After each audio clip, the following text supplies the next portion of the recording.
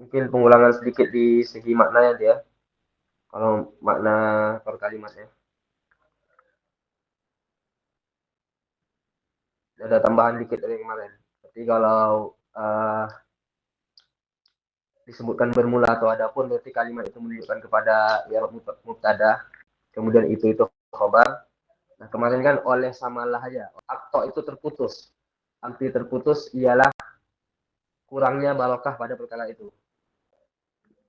Nah, itu namanya itu musannif memulai dengan bismillah. Sedangkan alhamdulillah ada riwayat lain mengatakan kullu amrin zibalin la yabda'u fihi bilhamdulillahi rabbil alamin bahwa akto au ajzam au abtar. Jadi riwayat lain menyebutkan bahwasanya apabila segala sesuatu yang tidak dimulai dengan alhamdulillah, maka perkara itu akan menjadi perkara yang kurang berkah. Nah, karena menghimpun dua dalil, dalil yang mengucapkan bismillah, perkara yang tidak sempurna mengucapkan bismillah apabila tidak diucapkan bismillah dan tidak diucapkan alhamdulillah, maka musannif menggabungkan dua-duanya pada permulaan daripada karangan beliau. Maka beliau menuliskan bismillahirrahmanirrahim dan alhamdulillah untuk mengamalkan daripada dua riwayat. Walaupun walaupun riwayat yang menyebutkan alhamdulillah itu lebih tinggi derajatnya daripada yang bismillah. Bahkan Al-Hafidh Al-Gumari itu mengarang sebuah kitab Hasbalah Liman Sohaha Hadis Basmalah. Jadi beliau itu mengkritik di situ yaitu orang-orang yang mensohhikan hadis Bismillahirrahmanirrahim. Ya, kulo ambil zibali ini Bismillah. Itu teman-teman kalau mau matan hadisnya bisa teman-teman lihat di kitab Kawakib ya masing-masing. Ini kulo amril zibalin. Itu tentang riwayat yang Bismillah. Kemudian juga um, ini mungkin nggak usah kita baca, cuman kita tandai aja. Jadi Syekh pengarang Kawakib Duriyah itu menambahkan bagi seseorang yang ingin ataupun gemar untuk menulis dalam sebuah tulisannya, maka hendaknya dia memulai dengan 8 perkara pada permulaan kitabnya. Itu yang disebut dengan basmalah, alhamdulillah, sallallahu dan seterusnya. Jadi teman-teman bisa baca sendiri dan ditandai di situ. Beliau mengatakan yang bagi likul syari'in fit taslifi ayyadhkura samaniyat asya'a. Jadi sepatutnya ataupun sebaiknya bagi seseorang yang hendak memulai mengarang sebuah karangan itu memulai dengan 8 perkara. Itu mengucapkan bismillah, alhamdulillah dan seterusnya. Itu kita tidak berpanjang-panjang di situ. Kemudian bismillahirrahmanirrahim. Alhamdulillah segala puji itu milik bagi Allah Rabbil Alamin. Itu Rabbi itu kan siapa? Siapa Allah Rabbil Alamin. Jadi kalau kita menyebutkan kalau siapa itu menunjukkan kepada badal. Jadi lafaz Rabbi ini dibadal ke lafaz Allahi. Maka kita baca dengan majrur ataupun waris kasroh. Rabbil Alamin yaitu Allah itu pemilik sekalian alam. Wassalatu wassalamu dan rahmat dan sejahtera di atas Nabi Muhammad sallallahu alaihi wasallam. Jadi di sini disebutkan ala sayyidina. Jadi mengucapkan sayyidina itu mengamalkan hadis Nabi Muhammad sallallahu alaihi wasallam. Itu yang saya garis itu anna sayyidu waladi Adam wala fakhra. Kata Nabi bahwasanya Nabi itu merupakan pemimpin daripada anak-anak Adam wala fakhra, dan Nabi menyebutkan itu tanpa adanya kesombongan. Jadi disunahkan ataupun memelihara adab, yaitu seorang ketika menyebutkan nama Nabi dia mengucapkan lafaz sayyidina, artinya pemimpin kami.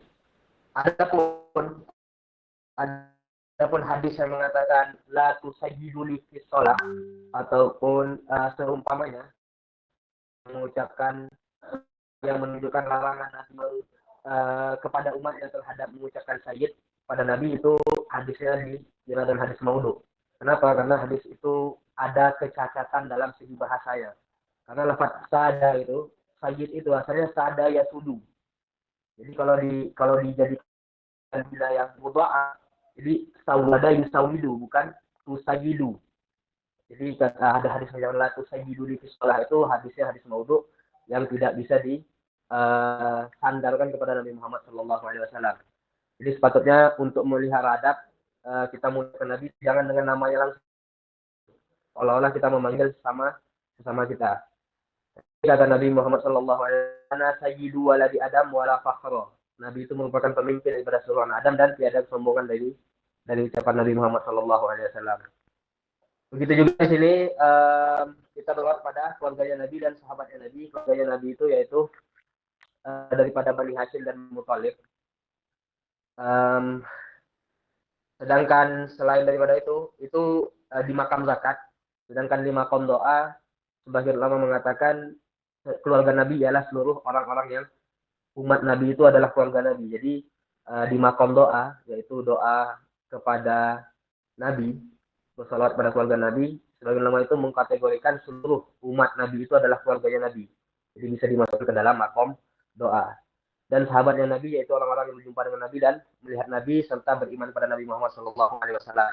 Ajma'in seluruh mereka itu. Jadi ajma'in ini tauhid yang didatangkan untuk menunjukkan bahwasanya i'tikad Ahlus Sunnah mengatakan seluruh sahabat Nabi itu merupakan orang-orang yang berhak menerima rahmat dan sejahtera tanpa kita mengkafirkan ataupun mencaci salah satu daripada beberapa sahabat Nabi Shallallahu Alaihi Wasallam sebagaimana yang terjadi pada i'tikad kaum Syiah ataupun kaum Khawarij yang mencaci maki keluarga Nabi dan sahabat Nabi.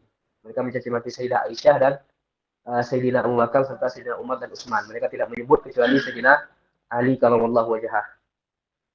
Nah, di sini sebagian faedah saja untuk faedah tambahan. Jadi di Kawakib mengatakan wa yang bagi tasbihatu bi ismi min asma'ihi Nabi sallallahu alaihi wasallam lil hadis qudsi alladzi akhrajahu Abu Nuaim.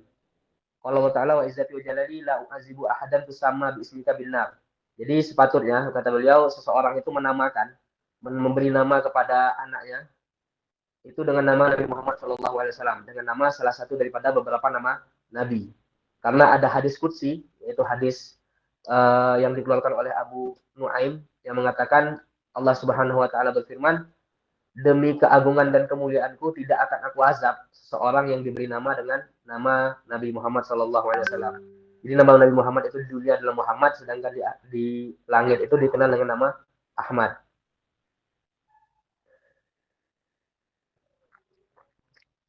Wa ba'du, dan adapun sesudah hamdalah, sholah dan salam, fahazihi, maka adapun ini muqaddimatun, itu pendahuluan fi ilmil arabiyati, pada ilmu bahasa Arab.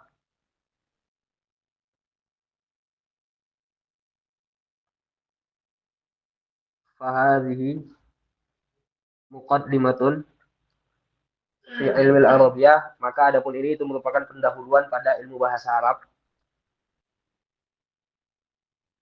Mutammimatun, yang menyempurnakan lima sailil ajrumiyah, bagi masalah-masalah kitab jurumiyah. Takunu, yang ada ia wasitotan, itu sebagai perantaraan, bainaha, di antaranya jurumiyah, wa baina ghairiha, dan di antara selain jurumiyah, minal mutawwalat, daripada kitab-kitab yang panjang pembahasannya. Jadi pengarangnya musannif yaitu Syekh Muhammad bin Abdul Rahman Ar-Ra'ili mengatakan bahwa kitab beliau ini yang dinamakan dengan Mutammimah Al-Jurumiyah itu merupakan suatu pendahuluan dalam mempelajari bahasa Arab, serta kitab ini sebagai penyempurna bagi kitab Jurumiyah, bukan sebagai syarahannya. Karena kenapa? Karena beda antara syarah dan penyempurna itu. Kalau syarah itu beliau menjelaskan maksud daripada setiap matan. Sedangkan di sini beliau nggak mengatakan demikian. Jadi beliau itu menyempurnakan. Jadi beliau menambahkan faedah-faedah yang ada di dalam kitab Jurumiyah yang tidak disebutkan oleh pengarangnya. Jadi kitab ini sebagai perantaraan di antara Jurumiyah dan selainnya. Artinya ketika seorang hendak mempelajari kitab-kitab yang tingkat lanjut, maka ketika seseorang telah menyelesaikan Jurumiyah, hendaknya beliau orang-orang itu memulai dengan membaca kitab Mutammimah ini. Karena Mutammimah ini sebagai perantaraan di antara kitab Mutawalat dan kitab Jurumiyah. Jadi beliau ini menjelaskan bahwasanya pendahuluan kitab beliau ini sebagai pendahuluan dalam mengenal bahasa Arab. Nah, ilmu Arabiyah itu cuma ditandain aja di bawah ini ada yang Anda gariskan bahwasanya ilmu bahasa Arab itu ada 12. Ilmu lughat, ilmu tasrif dan sebagainya. Itu bisa ditandain aja sebagai faedah tambahan karena itu bukan pembahasan nahwu. Kemudian berkata risalah, yaitu pengarang kitab Al-Kawakibud Duriyah, Syekh Muhammad bin Ahmad bin Abdul Bari. Beliau mengatakan, wa huwa anfa'ul ulumil arabiyyah isbiha tudraku jami'an. Tadi kan disebut ada 12. Ilmu bahasa Arab ada 12. Nah, yang paling bermanfaat daripada seluruh 12 ilmu itu adalah ilmu nahu. Karena kenapa? Karena ilmu nahu ini apabila dipelajari bisa memperoleh ataupun sebagai perantaraan untuk memahami 12 ilmu bahasa Arab lainnya. Sebagaimana yang telah kita sebutkan yang sebelumnya, faedah daripada mengenal ilmu nahu, kemudian kenapa dinamakan ilmu nahu, kemudian bagaimana asal muasal tercetusnya ilmu nahu. Di sini juga ada sebenarnya di Wasababut Tasmiyah ini. Kalau teman-teman bisa lihat di kitabnya itu. Wasababut Tasmiyah itu cerita yang kemarin, cerita yang kenapa Sayyidina Ali itu menamakan kitab ini dengan Abu Aswad itu kenapa menamakan ilmu ini dengan ilmu nahu, karena mentabaruk dengan perkataan daripada Sayyidina Ali. Di situ bisa dilihat. Kemudian nafa'allahu ta'ala bihi. Nah, ini setelah daripada perkataan beliau berdoa pada akhir daripada karangannya, nafa'allahu ta'ala biha, semoga Allah Ta'ala memberi manfaat biha dengannya kitab Mutammimah ini, kama sebagaimana nafa'a bi asliha, Allah telah memberi manfaat di asliha dengan asalnya. Asalnya apa? Kitab Jurumiyah. Asal daripada Mutammimah di sini maksudnya adalah kitab Jurumiyah. Fil hayati, di mana diberi manfaat, fil hayati pada ketika hidup, wa ba'dal mamati, dan ketika setelah kematian, innahu qaribun mujibud da'wah. Karena sesungguhnya Allah itu maha dekat lagi maha mengijabah doa-doa. Nah, setelah beliau menguraikan atau setelah beliau menyampaikan kata-kata pendahuluan beliau berdoa pada akhir mukaddimahnya, semoga Allah Ta'ala memberikan manfaat terhadap kitab Mutammimah ini sebagaimana Allah Ta'ala memberikan manfaat pada kitab asalnya, yaitu kitab Jurumiyah. Karena kitab Jurumiyah itu telah bermanfaat berapa ratus tahun. Bahkan sampai sekarang itu seorang apabila hendak mempelajari nahu itu pasti memulai dengan kitab Jurumiyah. Maka itu menunjukkan kepada keberkahan yang ada pada kitab itu. Karena berkah itu sendiri adalah bertambah-tambah dalam kebaikan. Jadi setiap orang mempelajari ataupun memanfaatkan ilmu itu, maka itu mendapatkan manfaat bagi para pengarangnya. Nah, begitulah beliau berdoa bahwasanya semoga kitab Mutammimah beliau ini sama bermanfaat sebagaimana asalnya, yaitu kitab Jurumiyah. Dan kita saksikan bahwasanya doa beliau ini telah dikabulkan. Karena beliau ini Syekh Muhammad yang mengarang kitab Mutammimah itu lahirnya, wafatnya itu tahun 954 Hijriah. Sekarang 1400-an. Berarti kira-kira udah 500 tahunan kitab beliau ini dipakai di seluruh orang-orang yang ingin mempelajarinya. Ini menunjukkan kepada kitab beliau ini diberi keberkahan dan doa beliau di kitabnya itu dijabah oleh Allah Subhanahu wa taala. Jadi di sini ada sedikit faedah tambahan itu yang Anda garis bawah, Anda garis merahan itu. Itu menunjukkan hadis yang mengatakan bahwasanya Nabi mengatakan seseorang itu ketika berdoa itu pasti dikabulkan. Jadi pengkabulannya aja yang beda-beda. Ada kala dikabulkan dengan cara dijadikan kabul sesuai dengan permintaannya di dunia. Ada kala diakhirkan nanti di akhirat permintaannya di dunia. Ada kala doanya itu menjadi kafalah penebus dosanya dan sebagainya. Itu bisa dibaca di hadis Nabi Muhammad SAW yang telah saya garis bawahi itu.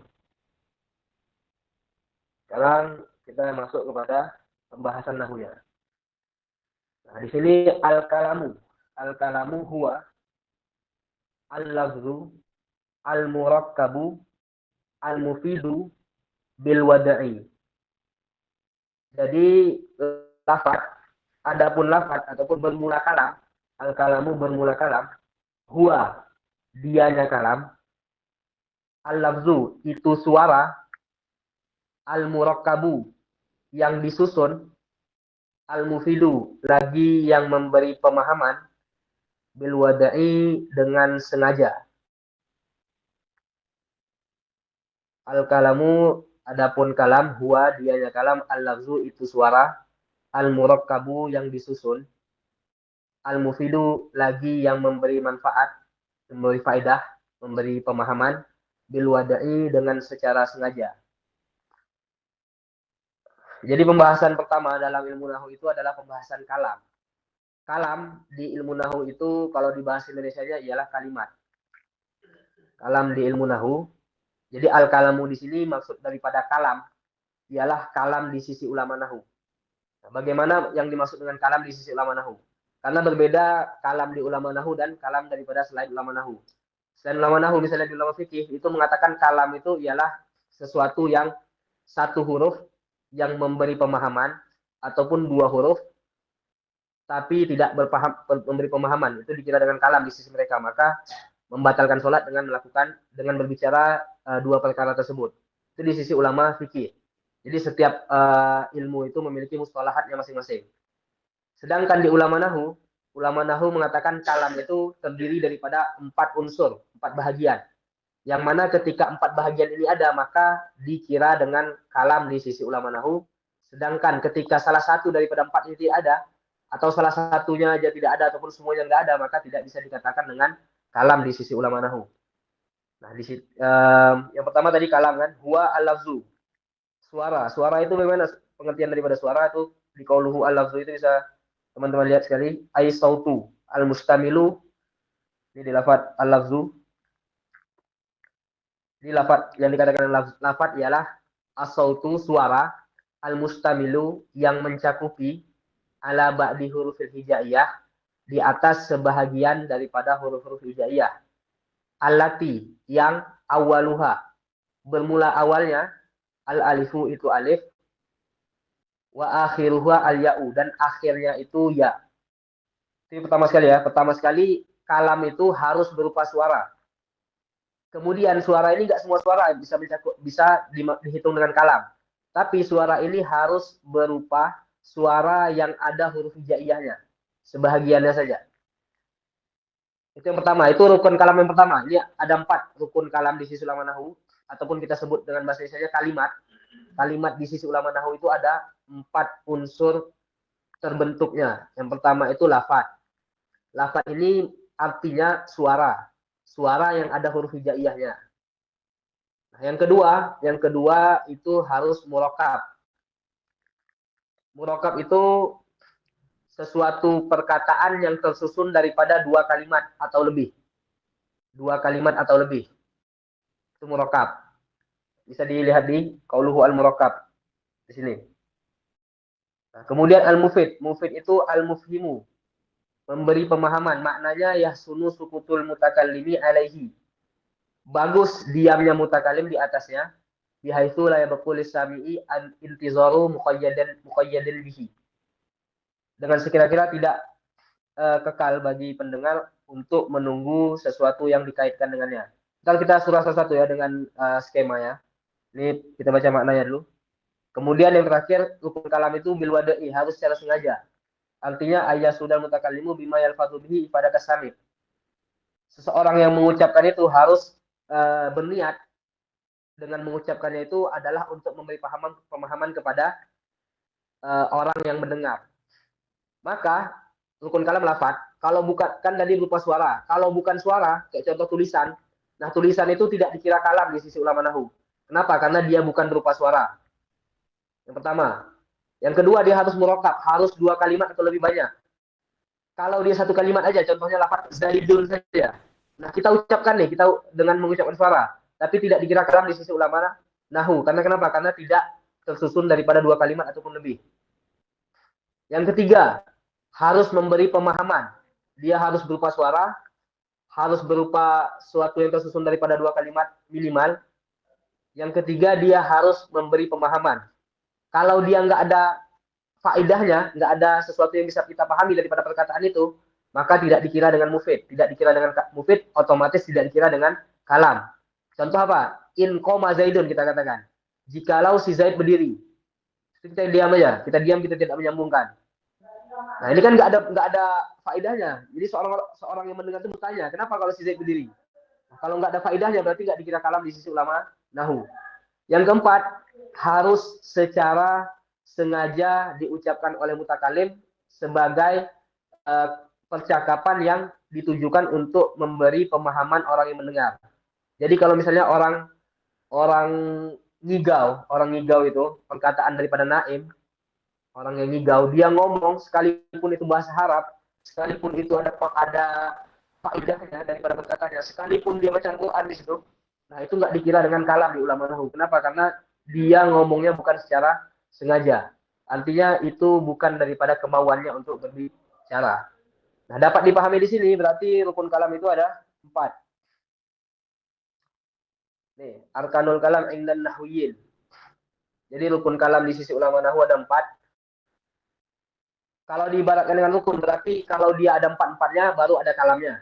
Tapi kalau dia nggak ada salah satunya aja ataupun nggak ada semuanya, maka nggak dikira dengan kalam. Jadi rukun kalam di sisi ulama nahwu itu ada 4. Yang pertama, dia harus berupa lafaz, suara. Ini ya yang pertama ya. Yang pertama dia harus berupa suara. Kalau tulisan ataupun isyarah, kayak contoh papan itu. Ada papan rambu-rambu lalu lintas yang menunjukkan gambar, misalnya gambar rumah sakit. Nah, itu kan bisa kita pahami bahwasanya dalam waktu dekat kita akan berjumpa ataupun kita akan bertemu rumah sakit. Tapi itu bukan berupa suara, maka nggak dikira dengan kalam di sisi ulama nahwu. Karena ulama nahwu itu mengatakan kalam itu harus berupa suara.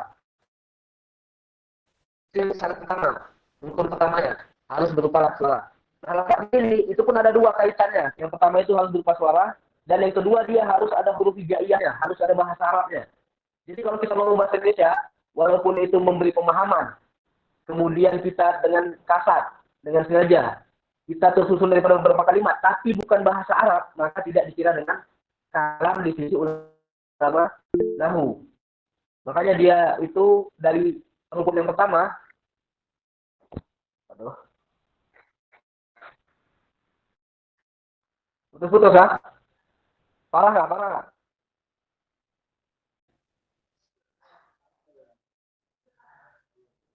Contohnya ya, Muhammadun mujtahidun. Muhammad itu merupakan orang yang bersungguh-sungguh.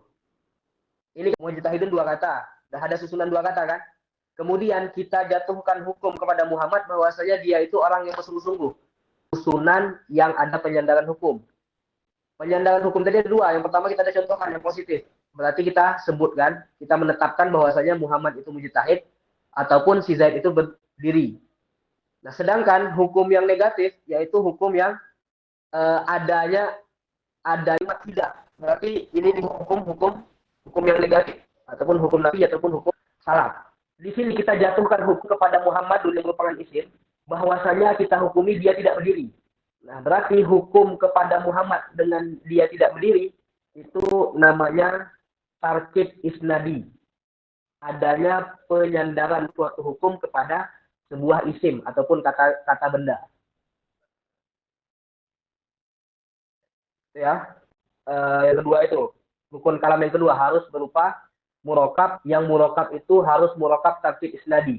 Tarkib isnadi sekali lagi adalah susunan perkataan yang berupa 2 kata atau lebih dan di dalamnya terdapat penyandaran hukum kepada isim terhadap sebutnya hukum kepada isim.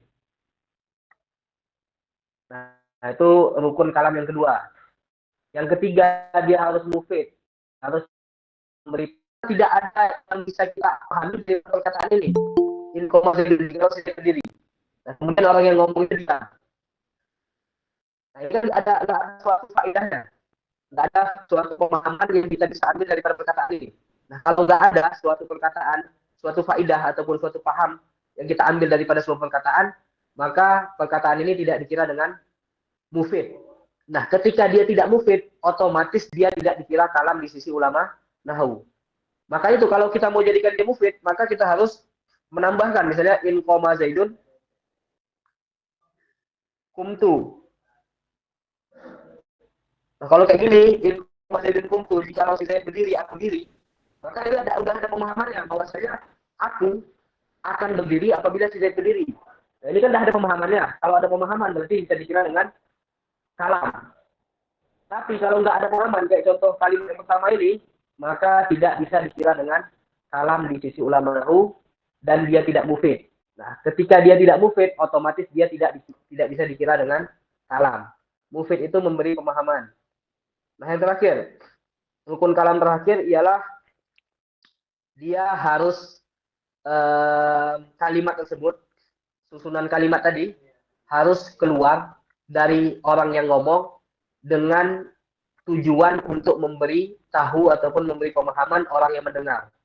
Harus kosot, harus secara kosot. Kalau dia tidak kosot, kayak contoh tadi kita sebut bahwasanya orang yang tidur itu ngomong misalnya apalah, doroba Zaidun Amron, ataupun si Zaid berdiri, ataupun dia ngomong um, dia menyebutkan hadis daripada Nabi. Nah, tapi dia ngomongnya itu terjadi daripada tidak sadarnya dia, tidak ada tujuan daripada dia untuk ngomong. Maka itu tidak ada wadoknya, tidak ada wadok dan tidak ada kasat. Nah, otomatis kalau nggak ada wadok dan nggak ada kasat, itu maka tidak dikira dengan kalam. Jadi rukun kalam di sisi ulama nahu harus terhimpun daripada 4 perkara. Yang pertama harus berupa lafad, yaitu suara dan ada huruf hijaiyahnya. Yang kedua, dia itu harus susunan kalam yang ada terjadi penyandaran hukum. Yang ketiga, dia harus memberi pemahaman. Dan yang keempat, dia harus terjadi secara sengaja daripada orang yang ngomong. Tidak boleh terjadi tanpa sadarnya dia. Jadi kayak contoh perkataan daripada orang tidur tadi, orang ngigau dan sebagainya, yang mana dia ngomongnya tidak ada tujuan daripada mengucapkan perkataan itu, maka tidak dikira dengan kalam di sisi ulama nahu. Nah, itu selesai daripada pembahasan yang pertama, yaitu kalam di sisi ulama nahu. Nanti kalau ada yang tidak paham ataupun ada pertanyaan, bisa ditanyakan di tanya jawabnya ya. Kita habiskan materi dulu. Kemudian kita kembali lagi ke matanya. Jadi tadi beliau mengatakan, musannif mengatakan, al-kalamu, kalam di sisi ulama nahu ialah suatu lafaz, suatu suara yang tersusun daripada dua kata ataupun minimal dua kata ataupun lebih banyak, dan dia ada pemahamannya, ada suatu faedah yang bisa kita ambil, ada pemahaman yang bisa kita ambil dan harus terjadi secara sengaja. Wa aqallu ma yata'allafu min ismaini, dan sekurang-kurangnya dari kalam ia harus tersusun daripada 2 isim. Contohnya Zaidun Qaimun.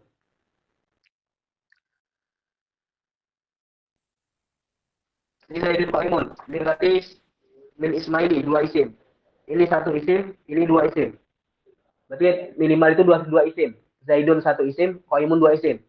Di sini kalau kita ucapkan Zaidun Qaimun, berarti udah apa? Udah lafaz. Karena kenapa? Karena udah berupa suara dan ada huruf hijaiyahnya. Zai, ya dan dal dan seterusnya itu qaf. Yang kedua, dia ada murakkab, ada tersusun daripada 2 kalimat, yaitu 2 kata di sini, yang dimana di susunan itu ada terjadi penyandaran hukum. Berarti hukum di sini apa? Kita hukumkan kepada isim, yaitu si Zaid, bahwasanya dia berdiri. Si Zaid itu berdiri. Nah, itu kan terjadi penyandaran hukum. Nah, berarti dia sudah dikira dengan murakkab tarkib isnadi. Yang ketiga, dia mufid. Dia telah memberi pemahaman. Pemahamannya apa? Pemahaman daripada perkataan ini bahwasanya si Zaid berdiri. Dan bil wada'i secara sengaja bahwa orang yang ngomong, yaitu ana di sini mutakalim, mengucapkan kalimat ini secara sengaja. Nah, jadi Zaidun Qaimun ini sudah dikira kalam dalam ulama nahu karena menghimpun 4 rukunnya, yaitu lafad, murakkab, mufid dan bil wada'i.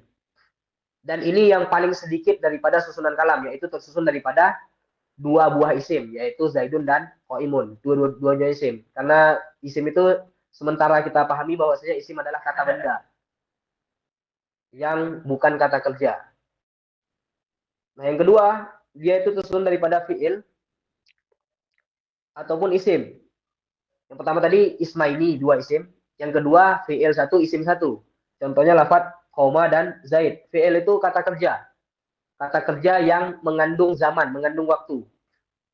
Contohnya koma. Koma itu artinya maknanya berarti mengandung makna, yaitu makna berdiri, dan waktunya itu waktu telah lampau. Artinya di sini koma Zaidun, telah berdiri si Zaid. Nah, ini susunan kalam yang paling sedikit, terdiri daripada 2 isim ataupun daripada fi'il dan isim. Di sini fi'il itu ialah kalimat yang menunjukkan kata kerja dan memiliki zaman yang dikandungnya. Zamannya nanti ada 3.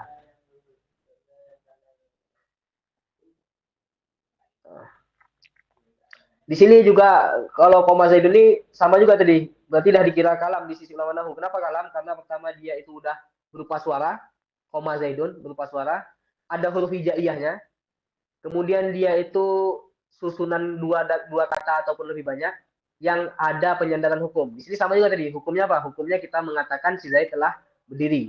Berarti kita hukumi isim yaitu si Zaid dengan dia melakukan pekerjaan yaitu berdiri. Itu hukumnya, tarkib isnadiyah.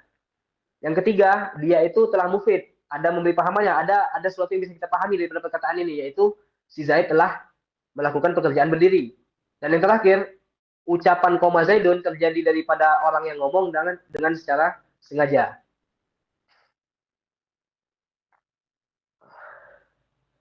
Wal kalimatu, nah ini setelah beliau mengucapkan menjelaskan definisi daripada kalam, beliau mengucapkan menyebutkan definisi daripada kalimat. Wal kalimatu qaulun mufradun. Wal kalimatu qaulun mufradun wa hiya ismun wa fi'lun wa harfun ja'a li makna. Jadi kalimat itu ada tiga. Isim, fi'il, dan huruf yang memiliki makna. Huruf yang memiliki makna. Di sini kalimat adalah pengertian kalimat adalah qaul mufrad. Qaul mufrad kemudian ada tiga. Kita baca pengertiannya tuh. Qaulun itu pengertiannya apa? Qaulun itu harus berupa suara yang menunjukkan pada makna.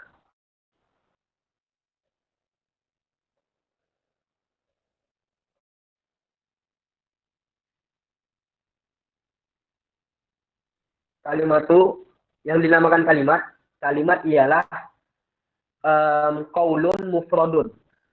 Perkataan yang tunggal. Perkataan yang tunggal.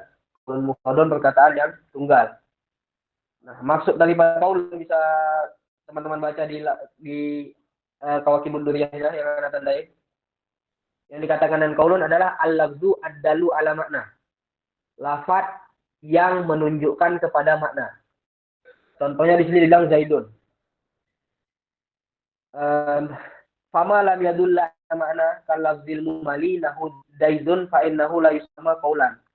Maka katanya, kan tadi dia bilang qaul itu perkataan, ialah suara yang ada maknanya. Maka katanya suatu suara yang tidak ada maknanya, kayak contoh daizun itu tidak ada artinya. Nah, jadi perkataan yang tidak ada artinya, maka tidak bisa dikira dengan qaul.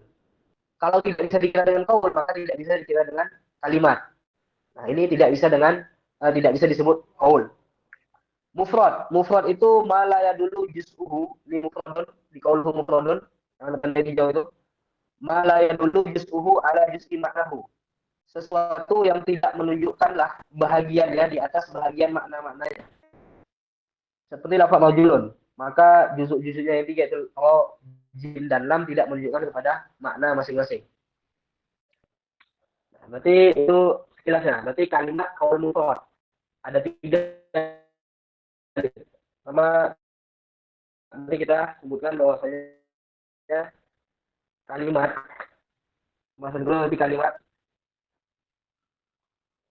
itu adalah qaul mufrad.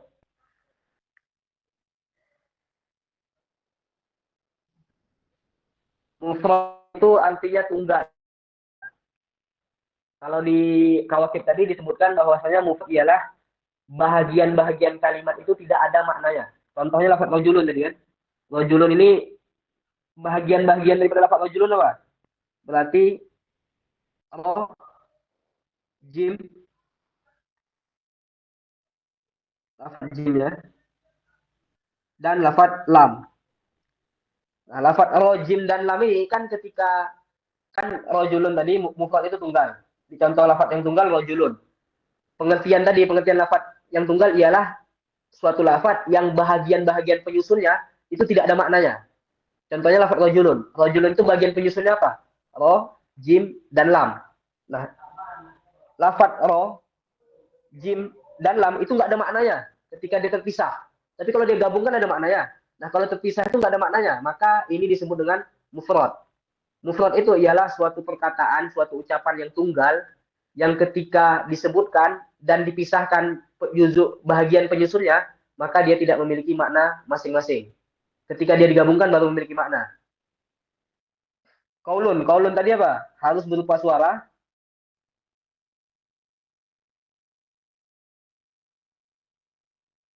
Kemudian lahu makna. Kaulun itu ialah suara itu yang dia memiliki arti. Contohnya lafadz Zaid tadi. Lafadz Zaid itu pertama kalau kita ucapkan berarti kan dia dah berupa suara. Nah, artinya apa? Artinya berarti syakhsun muayyan, orang yang tertentu, orang yang khusus.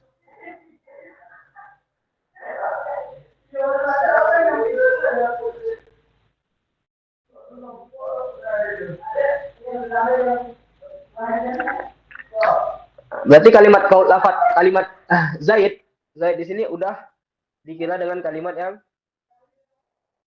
um, udah dikira dengan kaul. Karena kenapa? Karena dia itu pertama memiliki suara ketika diucapkan yaitu Zaidun. Kemudian dia memiliki makna. Maknanya apa? Zaid adalah orang yang tertentu ataupun orang khusus. Itu yang pertama, rukun kalimat itu ada dua, harus berupa suara dan suara itu ada maknanya, ada artinya. Yang kedua, dia harus berupa suara yang tunggal. Contohnya kalimat rojulun. Nah, kalimat rojulun ini yang dikatakan mufrad ialah setiap bagian daripada penyusunnya tidak memiliki makna. Contoh rojulun. Rojulun itu susunannya ro, jim, dan lam. Nah, itu dikira mufrad. Nah, dia itu ketika dikira mufrad berarti dia dikira dengan kalimat ketika diucapkan. Karena dia ada rojulun itu ada maknanya dan dia itu berupa suara serta dia itu tunggal. Kalimatnya itu tidak murakkab. Lawan daripada mufrad, lawan daripada mufrad adalah murakkab. Murakkab tadi susunan kalimat dua kalimat atau lebih. Kalau murakkab setiap juzuk penyusunnya, bagian penyusunnya itu ada maknanya. Contohnya apa? Ilmu nahu. Nah, ini disebut dengan kalimat yang murakkab. Dia tersusun daripada kalimat ilmu dan kalimat nahu. Nah, susunan-susunannya, ini susunan pertama, ilmu itu ada maknanya dan nahu ada maknanya. Nah, kalau murakkab itu tidak dikira dengan kalimat. Karena kalimat itu harus berupa suara yang tunggal.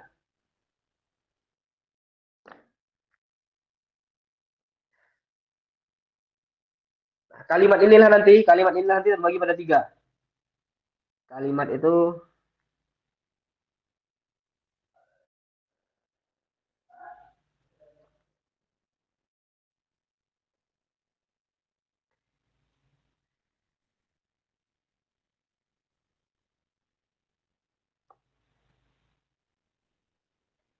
itu adalah tadi kalimat adalah perkataan. Ini rukun yang pertama. Yang kedua itu harus mufrad, kaul dan mufrad. Itu kalimat. Berarti dia itu kaul perkataan yang tunggal dan dia itu terbagi pada tiga. Ada isim, ada fi'il dan ada huruf yang memiliki makna. Itu pengertian daripada kalimat. Isim itu bisa dilihat sini pengertian daripada isim. Isim adalah kalimat yang menunjukkan kepada makna. Kalimatun dalat ala makna fi nafsiha ghairu muqtaronin bi ahadil asmani salasah. Isim ialah kalimat, ini pengertiannya isim.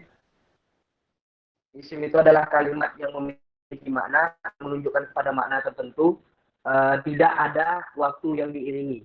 Pada kalimatnya itu tidak memiliki waktu. Ataupun kita kenal dengan kata benda di dalam bahasa Indonesia. Di semua kata benda, kayak contoh warna, nama lah, kemudian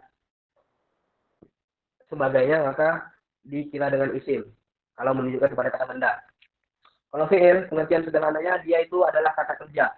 Sedangkan pengertiannya secara hadnya, arifnya, kalimat yang menunjukkan kepada makna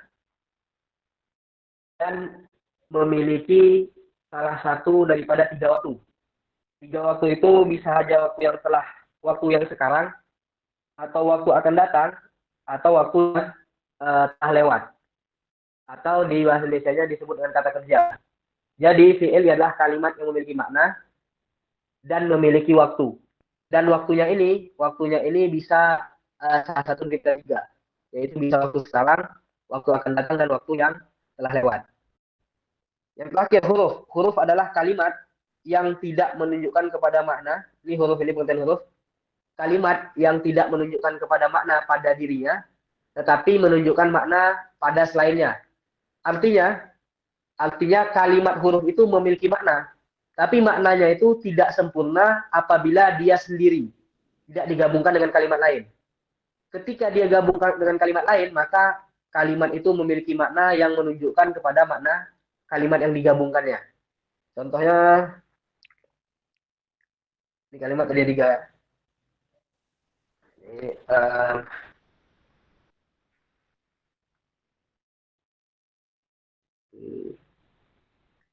itu tadi kalimat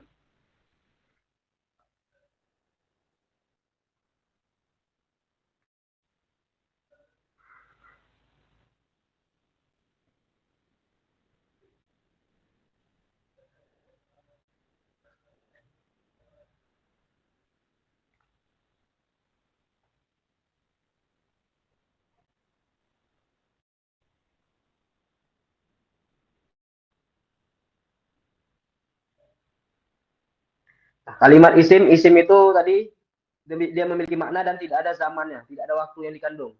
Sedangkan fi'il itu memiliki makna dan memiliki zaman yang dikandung. Nah, huruf itu, huruf kalimat yang tidak ada makna pada dirinya sendiri, nanti maknanya itu pada kalimat yang ada setelahnya, ketika dia gabung dengan kalimat lain. Dan dia tidak memiliki zaman yang ada. Contohnya, contohnya misalnya kalimat isim. Isim itu contohnya nama orang, Muhammad. Nah, kalimat ini itu ada maknanya. Maknanya ya udah, maknanya orang yang tertentu kan. Maknanya adalah syakhsun muayyan tadi. Syakhsun.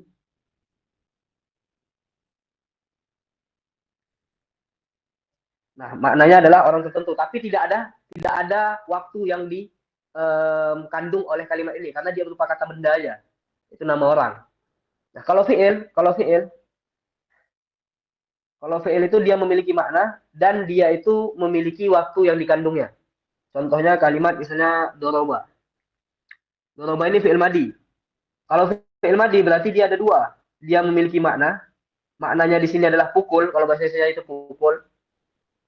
Dan dia mengandung waktu, yaitu waktu telah lewat. Waktu telah lewat. Berarti kalimat ini dikira dengan fi'il. Karena kenapa? Karena dia memiliki makna dan memiliki waktu yang terkandung dari lafaz itu, yaitu waktu yang telah lewat di sini. Karena dia itu berupa kata kerja yang menunjukkan masa lampau. Nah, ini dikira dengan fi'il, fi'il madi. Kalau dia itu memiliki makna,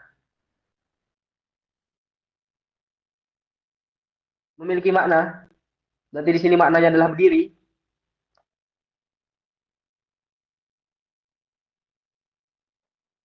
Dia menunjukkan waktu, yaitu waktu sekarang, sedang berdiri. Ini qiyam ini maknanya sedang berdiri. Berarti waktunya ini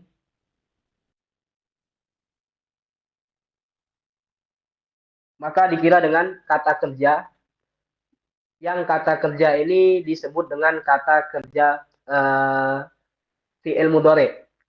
Kata kerja yang menunjukkan masa sekarang terjadi. Nah, satu lagi di bagian fi'il itu ada kalimat dia itu memiliki makna.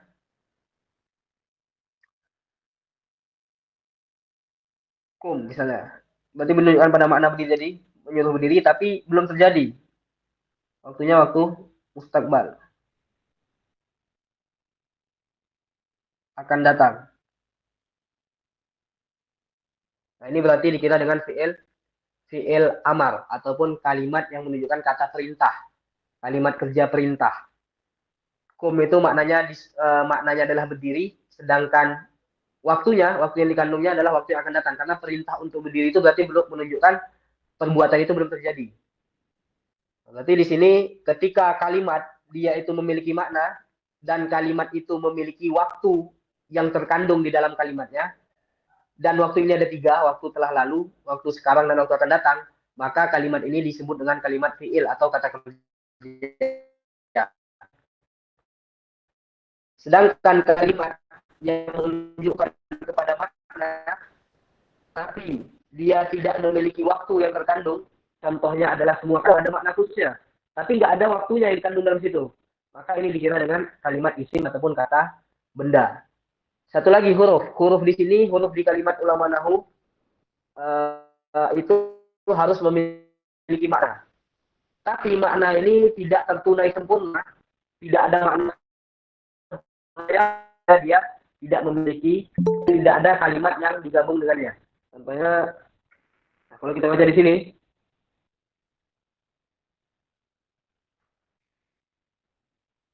nah kalau kita baca matanya tadi apa? Wa harfun ja'ali makna. Wa harfun ja'ali makna. Nah maksud daripada ja'ali makna gimana? Musannif menjelaskan quyida bihi al harfu li ikhraji huruful tahajji. Laisa kullu wahidin minha kalimatan adami dalalatihi ala makna. Katanya disebutkan huruf yang memiliki makna berarti tujuan disebut memiliki makna untuk mengeluarkan huruf-huruf yang enggak ada maknanya. Contoh huruf enggak ada makna apa? Huruf hijaiyah. Huruf hijaiyah. Alif, ba, ta, sa, ja, jim. Nah itu kan nggak ada maknanya. Alif nggak ada mana, ba nggak ada mana, ta nggak ada mana, ta nggak ada mana, sin nggak ada mana. Nah itu berarti bukan huruf di sisi ulama nahu. Huruf hijaiyah bukan merupakan huruf di sisi ulama nahu. Huruf di sisi ulama nahu harus memiliki makna. Contohnya huruf istifham, hamzah, hamzah istifham. Nah ini maknanya istifham ataupun pertanyaan. Kalau bahasa Indonesia apakah? Nah ini kalau kayak gini, dia huruf, dia memang berupa huruf, tapi dia ada maknanya. Maka kalau dia ada makna, berarti dia masuk pada pembagian kalimat di sisi ulama nahu. Sedangkan alif, ba yang ada pada huruf hijaiyah, semua huruf hijaiyah itu tidak memiliki makna tertentu. Maka kalimat huruf hijaiyah tidak disebut dengan kalimat di sisi ulama nahu. Kalimat di sisi ulama nahu yang fiil, isim, dan huruf ialah huruf yang harus ada maknanya. Contoh lagi huruf jar misalnya. Huruf jar nanti huruf yang membaris bawahkan isim yang ada di depannya.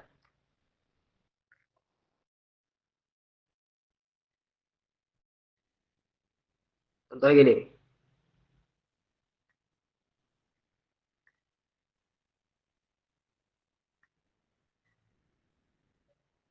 Ini namanya huruf jar namanya. Ini huruf jar. Mbak ini huruf jar. Mbak jar itu dia membaris bawahkan isim yang bergabung dengan dia itu lafaz zaidi di sini dan dia memiliki makna. Maknanya kalau bahasa Indonesia dengan ya. Tapi nanti kalau bahasa Arabnya itu ada makna ilsaq, ada makna mutaaddi, ada makna isti'anah dan sebagainya. Intinya huruf yang termasuk pembahagian kalimat dalam bahasa Arab ialah huruf yang memiliki makna. Sedangkan huruf yang tidak memiliki makna seperti huruf hijaiyah, maka dia tidak disebut dengan kalimat dalam sisi ulama nahu. Karena ulama nahu mensyaratkan huruf yang termasuk pembahagian kalimat ialah huruf yang ada maknanya. Seperti huruf istifham, huruf jar, huruf tamanni nanti misalnya, huruf taukid dan sebagainya. Nanti kita akan bahas di masalah-masalah huruf nanti akan datang di depan ada. Intinya pembahasan di sini ialah kesimpulannya berarti kalam itu istilah nahu ialah kalam sesuatu yang harus terdiri daripada 4 rukun, harus berupa suara, harus terjadi susunan, yang susunan itu dalamnya adalah ada penyandaran hukum terhadap suatu isim dan dia memberi pemahaman serta dia harus terjadi secara sengaja. Yang kedua, kalimat itu pertama